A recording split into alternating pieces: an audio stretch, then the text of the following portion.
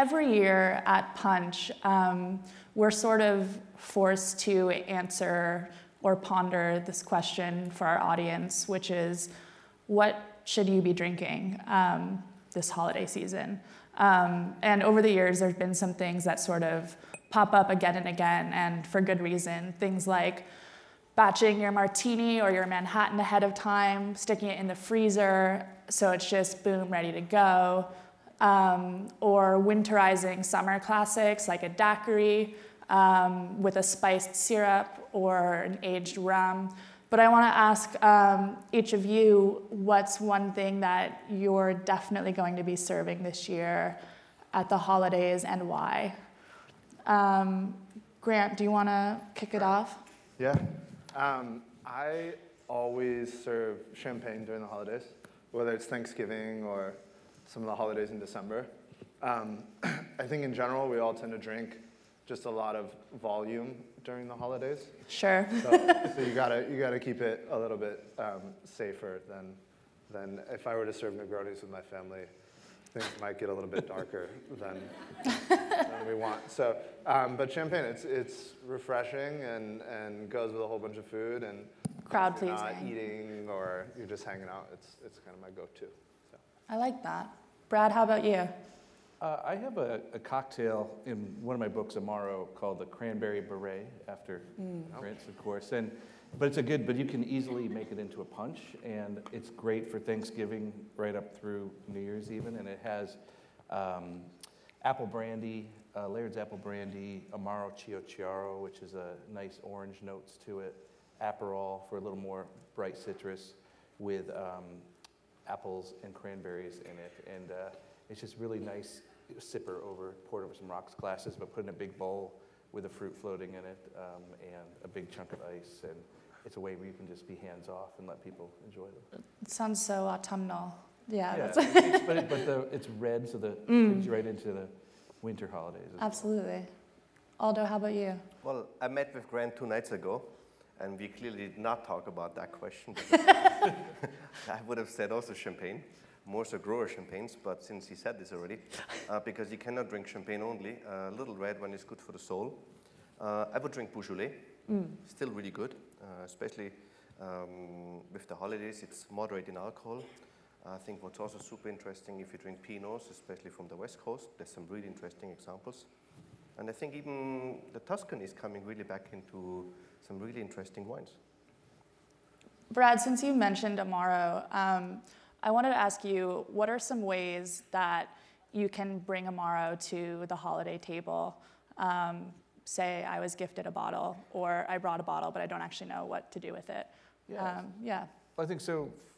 For those who may not know, Amaro is a very diverse category from pretty much an Italian-born herbal bittersweet liqueur that runs the gamut from mildly bitter to aggressively bitter, but there's often a nice sweetness with some are very herby, some are fruit-forward. So, but the diversity of that makes for a lot of fun at the table where, depending what you bring to the party or what you're serving, you can start off on the lighter side with an aperitivo, where you're having your snacks at the beginning. But instead of just making them, you could have a do-it-yourself situation where you can make it an Americano or a spritz or just over soda. So put all of the mixers out with the bottle and the ice and the garnishes. And then it's traditionally used as a digestivo at the end of dinner to help settle the stomach in a holiday like Thanksgiving coming up especially.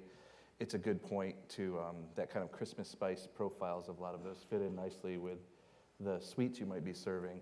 But instead of just pouring it over the glass, it's nice. You can do a cafe corretto where you put it in the coffee. It's like spiking the coffee, correcting the coffee.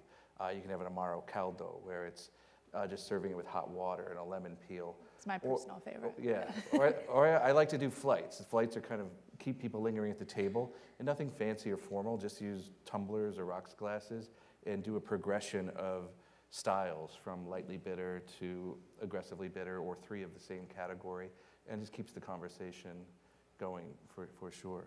Yeah. What other alcohol could I put in my coffee? Oh, you got grappa, sambuca, Amaro. Yeah, you can put a lot of whiskey. Alcohol in coffee. Do you have any in that now? Oh yeah. That's not, no. One of the challenges I find during the holidays is that Grant, I guess this is a question for you. You're sort of forced to bring wine that pleases a broad range of people, because you've got all your extended family in town or what have you. How do you go about sort of choosing some crowd pleasers, or do you have specific recommendations for wines that can sort of, Yeah. It's tough. I think, I don't know if, I mean, I remember this one. It's not wine related, but one Thanksgiving where my sister decided to venture out of sort of tradition, and she was having, some moment in college to where she decided that we would have tofurkey, the like tofu-based turkey. Wow. Which was terrible. I think we've moved beyond that. But what I'm getting at is I think I've found myself in certain occasions where we get really excited about something just because it's kind of weird, right? Sure. And then you show up and you pissed off your aunt or uncle who just want, their wine. They want Sauvignon Blanc or they want Cabernet, and we'll show up with something that's really esoteric and kind of bizarre.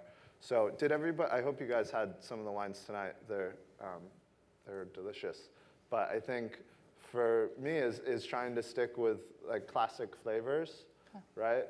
That are really versatile. So I think the two wines that we had tonight, well, white wine is Grüner Veltliner, which Aldo should definitely talk about as it's the main white wine of Austria. And Grüner's a lot like Sauvignon Blanc, which is something that we're all much more familiar with, but it serves the same purpose. It's really crisp, it's savory, it goes with a bunch of different food. You can drink it really cold and easy and just kind of throw it back. And then also Syrah. So Syrah right now is really having a moment, not like Shiraz, which is the Australian version, or even California Syrah, but Syrah from France is very different. It's much more medium-bodied. It's still really savory. It's really crisp. It's really easy drinking. So for the people who want like Pinot Noir, or people who want Cabernet, Syrah, in particular from France, I think is a great kind of middle-of-the-road crowd pleaser that won't make anyone angry. Angry, like the tofurkey, yeah. Yeah. It's a little punchier, though. It's a little punchier. Is anybody drinking red wine right now? Yeah. All right. This is a good one. So Aldo, there are a lot of sort of myths and misconceptions, particularly about what wines to drink when, and what wines are appropriate for the holidays. A lot of people think champagne is only for celebrations. People think you can't drink red wine with fish, and that sherry is only for grandmothers, etc. Can you just hit us with some knowledge and some truth? No, sometimes it's astonishing. Sometimes what we hear on the floor, we obviously not there to judge people. But we just, tag on that knowledge and, deliver maybe an experience, maybe learn them something. I mean, we hear every day, people hate Chardonnay, especially the creamy, buttery one, but they love white Burgundy, which is the same. It's just the French name it after the appellations. Or they love Chablis, which is also Chardonnay. It just tastes different. Or sometimes people come, they grab the bottle and see whether it's heavier or whether it's lighter, because they think the heavier bottle is the better wine. The other part is, I work at Le Bernardin, obviously, and it's fish. And we learn, white wine goes with fish and with white meat, and red wine goes with dark meat. Well, life is simple, but it's not that simple. Otherwise, we'd be all sommeliers.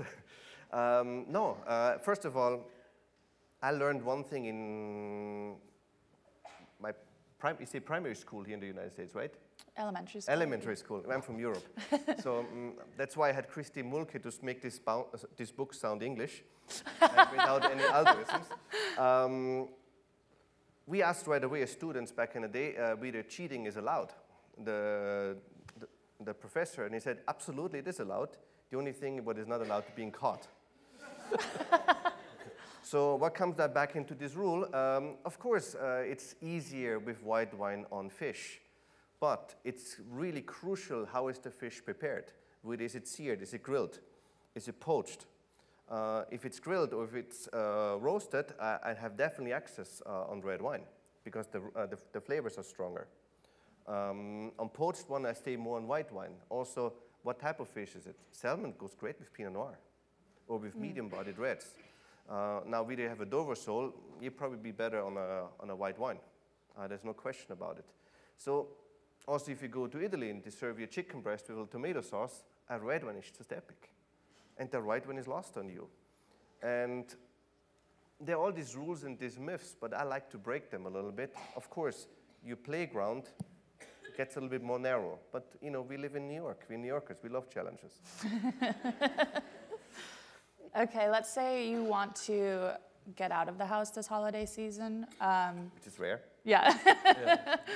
Where do you go to get that holiday spirit? Is there any particular bar that sort of epitomizes the holidays for you guys?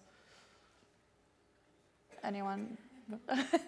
I mean, not to lament it even more, but Prime Eats in Carroll Gardens, which is now transformed into a new bar called Frank's Wine Bar. And I haven't seen what it's going to look like in their holiday iteration, but it's a lovely neighborhood, like a tavern, and just the way they put up the vintage glass bulbs and the frost or the fog gets on the window. It was always a favorite place of mine, and I know people flock to Rolf's here in the city because it's an over-the-top experience of holiday decorations. I kind of like sneaking into hotel bars around the holidays. It's always nice to get away from the crowds and the sidewalks, and there's been a big trend in recent years of official like bars turning into holiday pop-ups. Oh yeah. Like it's a whole subculture now of big time. Yeah. So there's one, there's certain cups are served a certain way. The drinks have holiday themed names. People line up to get in, and there's one in I guess Borum Hill, Cobble Hill, Leyenda, which turns into Slayenda. So it's this kind of Latin American themed bar that just goes all out with the decorations and the drink names. So I like sneaking in there for it. But anything that kept in my neighborhood too, it's hard to get into. But a friend of ours, Billy Durney, opened a new place called the Red Hook Tavern, and he has a window. He said, in the heat of summer, like this is the window I'm going to sit and watch the snow fall. And I'm looking forward to trying to do that over one of his cheeseburgers. Yes. Aldo or Grant, is there any place that sort of epitomizes the holidays for you? I don't know, every place I was just thinking of serves cheeseburgers. I don't really know what brought that to mind. But I don't know, for me I think there's something warming and nostalgic about the classics in New York. I always find myself going back to, or trying to get into, whether it's Peter Luger's or late night at Corner Bistro or Minetta Tavern. I don't know. I'm not like that into. I want to see your burger map. Eggnog and holiday food. Truthfully, forgive me. So I think it's just I don't know. There's always this amazing energy in New York. I always think like the best time in New York is when it's snowing. It's also followed by the worst time the next morning.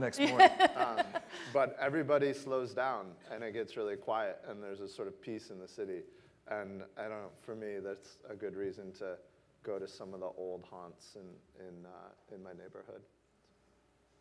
Aldo, anything stand out for you? Well, I'm from Austria. I know Christmas is a very big thing. Of course. Even though we celebrate it on the 24th, I know in America it's the 25th, so it's probably the time change. I'm wildly romantic on that. I watch the Rockettes. Yes. I know this is obviously leaves a lot of room for interpretation, but I love the cartoons which they do with it, and it puts you a little back into your childhood experiences. Sure. And in Austria we have all these Christmas cookies. Yeah, it's not good for your pants because use the one with the elastic band the next couple of days. But and then I love to go to Balthasar. I'm a purist on that. Just have some oysters. And now look, if you want to splurge, you have a champagne. But if you don't want to splurge, you have a muscadet, another completely underrated wine. The French hate it because they think it's inexpensive and it's just really bad quality. There's some really great wines made, and you buy them off a list of $40, and it's not very difficult. Nobody cares for it. So those are smart buys, and with oysters, just a classic combination and delicious. And they age also incredibly well. One of these wines. So, and then bar-wise, yeah, by that time I'm a little exposed. I have to be careful for the next day. So I like the modern bar, if you're still in that area. It's fun, it's vibrant. Yeah. Has anyone here been to Existing Conditions? Amazing. They have what's probably my favorite wintertime drink, which is hot Jägermeister. Wow. And they literally they use, it sounds crazy, but it's like they've whipped out the hot pokers now that it's cold. Hot poker, hot Jägermeister, lemon twist, and that's it. And it's better than any hot toddy, any Amaro Caldo, I think. I mean, it's sort of its own Amaro Caldo. Yeah, but it's the upper ski of New York. Totally. Are there any sort of like stereotypical holiday drinking trends that you just had enough of and you don't want to see anymore?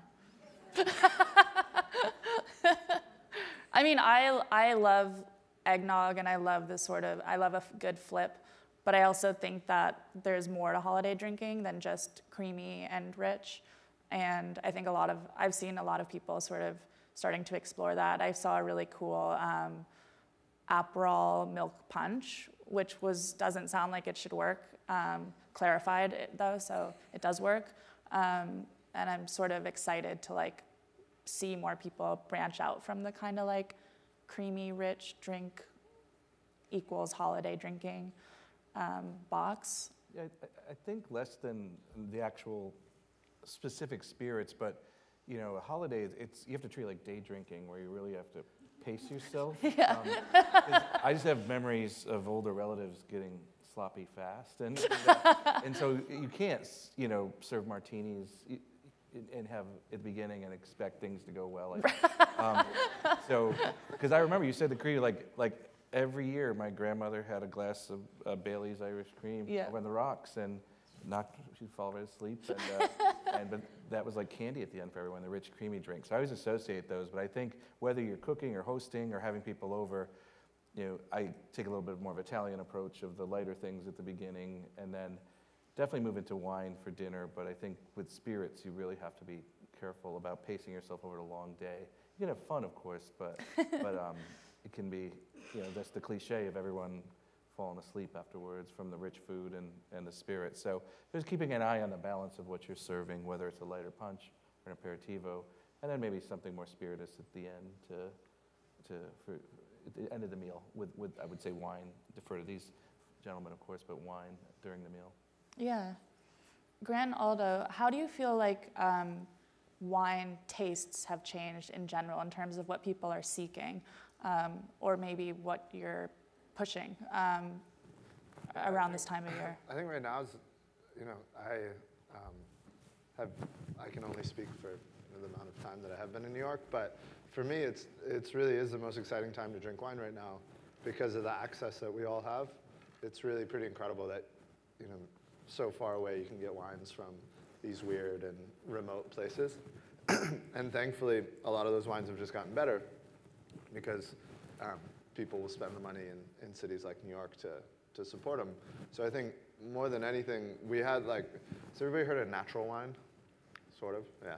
Well, it's a thing that's really become pretty like dogmatic in a lot of ways. It's wine that is like maybe a little bit cloudy, or kind of the white wines might be sort of darker in color, and it's wine that has become really controversial. Restaurants like Frenchette really champion it, and Wilder, which are great and amazing restaurants. But what it's done too is it's made, hopefully part of the reason, other than seeing Bobby Flay in a tracksuit, you all are here, is to, because you're curious about wine, which I think more and more now, it all coincides with the fact that we have great access to a whole variety of wines. You have good books like Aldo's to teach you about those weird places. And so I think for me, the trends are in that it's good to try different things. You know, for a long time, wine for people was only about like one specific grape and one specific flavor. And I think just like food, everybody's become much more curious about trying new stuff. And so I think, I don't know, the trends are all, whether you're into natural wine or not, I think it's a good thing that we're all a little bit more curious about wine than we were, a few years ago. How do you feel about that? Although I was trying to pry him, he does not like natural wine. Okay, controversial. They're certainly controversial. I spend a good amount of time in the book. But one thing I really see in New York happening stronger and stronger is we become more conscious about our own health, becoming healthier in lifestyle, focusing more on vegetables, focusing more on salads, and being really conscious about, where is it coming from, where is it sourced. And I think I see the same in wine as well. And I think that's part of the reason why natural wine became quite successful. Mm-hmm. Now, I'm a little bit sad about this natural wine movement because you see, obviously, people who are very for it, and then you see people who are very against it. But it's almost like a political movement. There's no more middle ground. Now, without talking myself completely into trouble, I think there's a beauty in wine, is it brings typically people together. No matter if you sit by yourself at the bar or hang out with other friends, I can promise you, if you have 2 bottles of wine on the table, after 10 minutes, you have a great conversation. Right? Now, if you have more bottles, then it might get into an argument. But sometimes, when you look sometimes in today's political environment, sometimes it would be best to lock these people up, put a case of wine in there, and things would get done. But that's why, I'm a little bit sad. You need to build a bridge with that. Whether it's natural or conventional. You cannot say every natural wine is terrible, because, again, life is simple, but not that simple. And I see these wines also becoming better. Of course, there's a lot of stuff out there, and it's labeled as natural, and people buy it, and it's more than questionable. But the same also with very conventional made wines, which are, there's a lot of chemicals just in the farming. Again, the truth is typically in the middle. It's not in one extreme or the other extreme. And I see for New York, it's a very exciting time because there's a lot of young winemakers who branched out. And whether you go to America or you drink now Chile, if you drink the pies there, they're very inexpensive and they're super delicious. You make even geeky drinkers like me and Grant, you make them excited. I gave him actually 2 days ago a pies from Chile. You told me it was really expensive, though. No, it's not at all. And he was excited. He said, wow, this is delicious. And, if people like me, or when I come to people's house, people are always nervous about it. Sometimes, if you make us the happiest, you just open the beer. It's simple pleasures, Yeah. I think it's fun. I feel like if the holidays, whether it's like food or drinks, it's there's all these different things that we only consume during the holidays, mostly because a lot of them are sort of terrible. Turkey's just not that good. Yeah. But we eat it once a year, and that's that. And so Yeah. I feel like if we lose, people should, champion some of the traditions. Otherwise, you lose a little bit of that nostalgic effect. I think so too. We only have a few minutes left, so I'd love to sort of close out by each of you saying, or if you could give one foolproof piece of drinking-related advice for entertaining during the holidays. I think that'd be a nice way to close it out. Who wants to start? Yeah, Brad, you want to start? Yeah, it's a bit of a cliche. It's the advice, but to minimize your stress level is don't do everything. So I would say, like, when someone comes in, I think it's important to get a drink in their hand quickly, but they can do it themselves sometimes. If you make it, like you mentioned batching earlier, like these lovely Negronis you'll have soon if you haven't had already. You can batch those, even if you don't have a giant Negroni fountain at home, you can easily batch it. It's equal parts cocktail. You put them back into the vessels they're in, label them, put them out with the garnish and the ice, and people can pour themselves. You could, so it's like a punch, but it's more spirituous and it's festive looking. So I think the biggest thing is not to be, this isn't the time to show off your mixology skills and the, dry shaking whiskey sours. And Right, you're going to be kicking yourself when you're... think of like large format pitcher drinks, punches, and they can still be creative and festive. And like Aldo and I were talking earlier about the Negroni, it's seemingly simple, but the gin you choose, the vermouth, and the bitter agent offer many different paths to go down. So we were talking about Carpano. Saying I'm picky. Yes, so we're drinking, the one we're having tonight is a lighter vermouth in it, Dolan, and but winter, a good one is Carpano Antico, which kicks you with that orange and vanilla, very strong, but good winter flavors.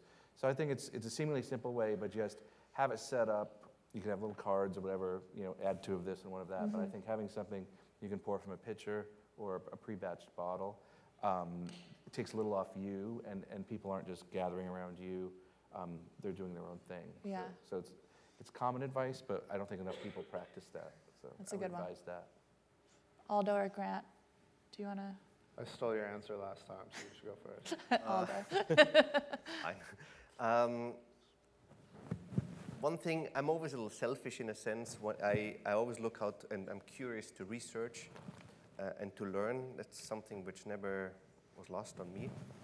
When you have many people come together, try to create a theme. Let's try France, this area, or let's try this area.